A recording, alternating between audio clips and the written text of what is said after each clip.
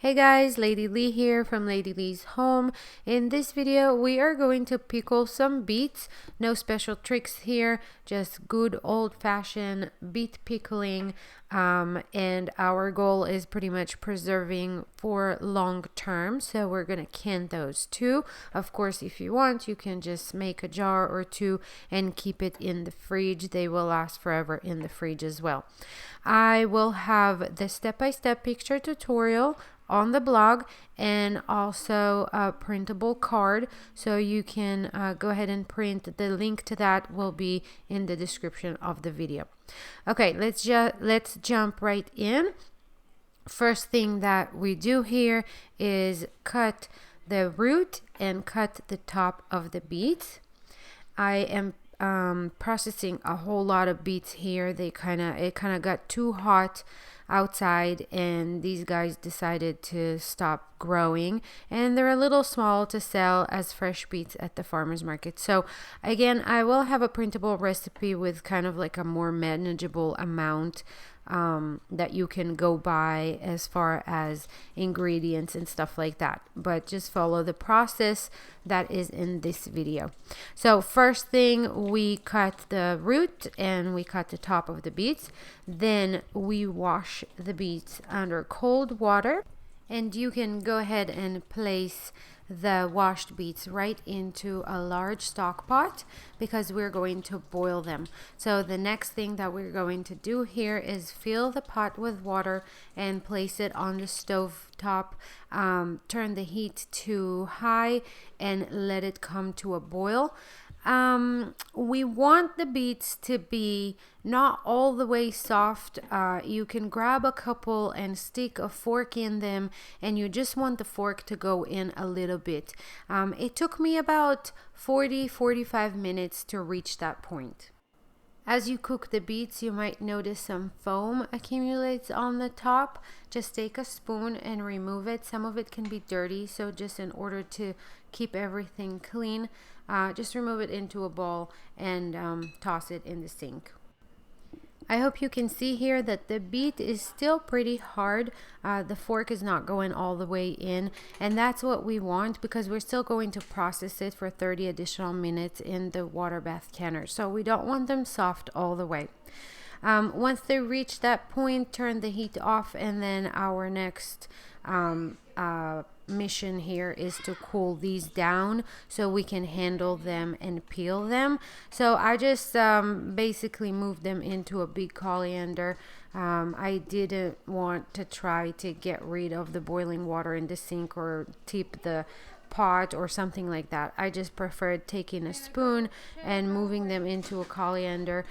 You do this however you want, but at this point just put them in another bowl or in a colander and let them cool to a point where we can peel them.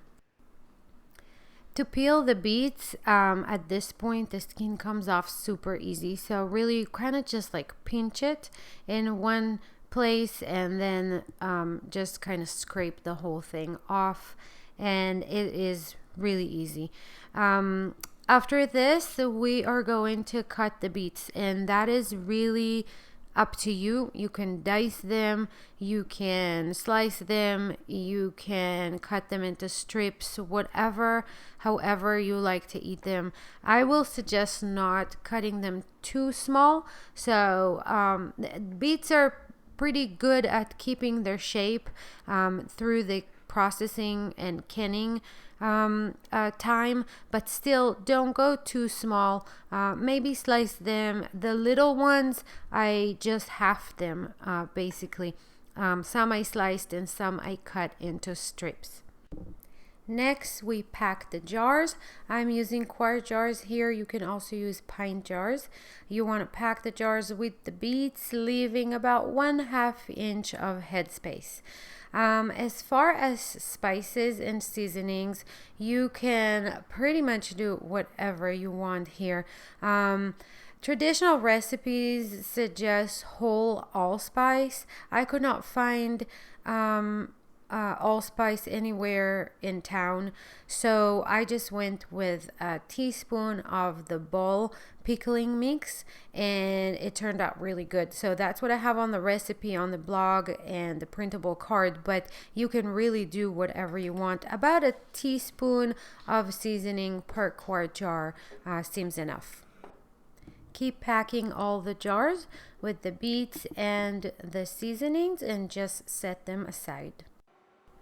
Before we continue, let me just note here that at this point it's good to take a minute and fill the water bath canner with enough water to cover the jars by about an inch, and put it on the stove top. Turn the heat to high and let the water start heating up. We want to get to about 180 degrees, the simmering water, and that takes some time, so you can go ahead and do that.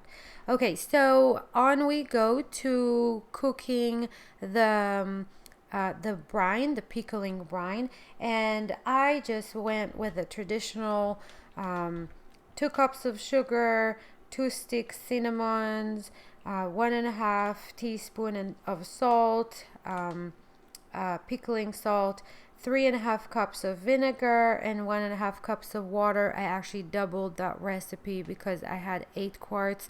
Again, all the measurements and everything is on the blog, and the link will be in the description. Many people often ask if they can reduce the amount of sugar. If you're not going to can your pickled beets for a long-term storage, you can absolutely definitely reduce the amount of sugar by a lot.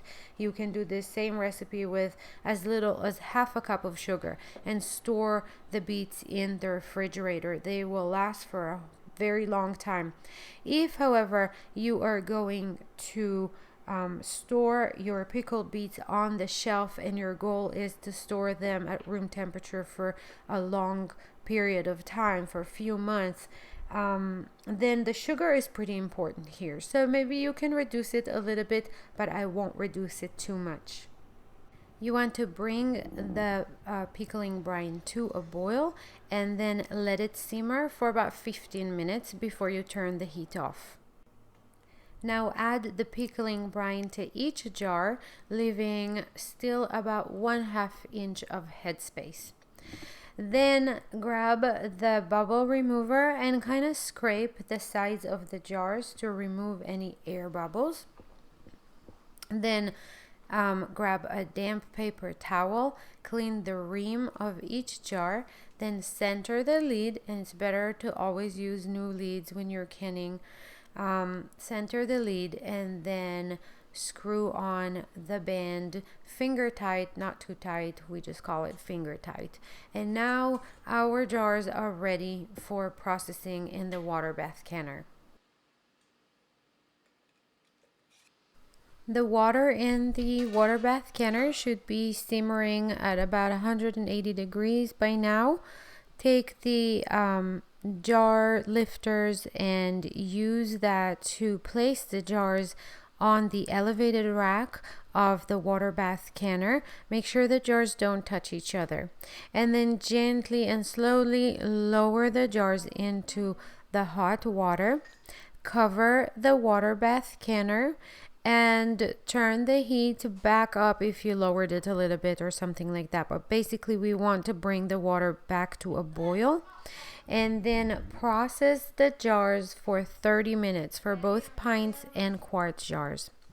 Once time is up, you want to turn the heat off, uncover the pot, but let the jars stay in there for just a few minutes before grabbing the jar lifters and removing them. When you remove them, I usually put them on a kitchen towel, on the counter, or a cutting board or something like that. You want a surface that is not cold. As they cool down, they have to stay like this undisturbed for about 12 hours. So usually for me it's overnight. And as they cool down, you should hear the pop that indicates that the jars have sealed. If you have a jar that did not seal properly, you can either process it again or you can store it in the fridge and just use that one first. But basically, to check if your jars are sealed, press the center of each jar, and if there is no movement in the lid, then the jars are sealed. Then for storage, I usually remove the bins because over time they rust and they make it hard to open the jar, and also you can reuse them for other canning. So I wipe the jar, remove the bands, and then they can go in the pantry or on a shelf and be stored at room temperature for a very long time, you know, a year, 18 months, something like that. When you open a jar, you want to make sure you always use a clean fork or a spoon to fish the beets out of the jar, and then if you did not finish the whole jar at once, then you store the rest in the refrigerator. That's it, you guys. I hope this was helpful. Again, all the information, I know this is a process, but they're so delicious that it really is worth the effort. All the information, step-by-step instruction, printable recipe, amounts, and everything else is on the blog. Again, link will be in the description below. I hope this was helpful, and I will see you again in the next video. Thanks for watching.